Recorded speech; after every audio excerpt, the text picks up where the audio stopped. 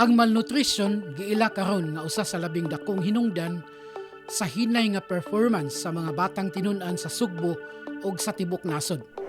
Kadaghanan kanila gikan sa kabus nga pamilya ug nagtungha sa pampublikong eskwelahan. Diin bisan pa sa paningkamot sa mga magtutudlo, lisod gihapon ang pag-abot sa maayong kalidad sa pagkat-on.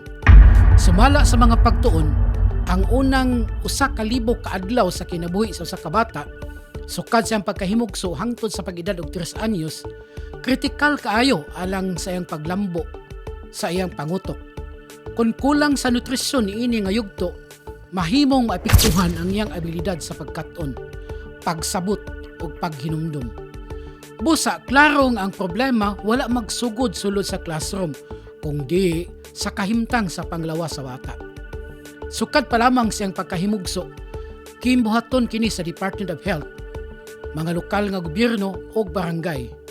Apan dako pa ang angay buhaton, kay unsaon man nato pagpaayo sa edukasyon kung ang pundasyon mismo huyang. Bisan unsa pa kanindot ang eskwelahan, bisan unsa pa kahanas sa magtutudlo. Kung ang bata gigutom o kulang sa bitamina, lisod gihapon ang pagkat-on. Tingali, ang tinuod nga solusyon magsugod sa matag panimalay.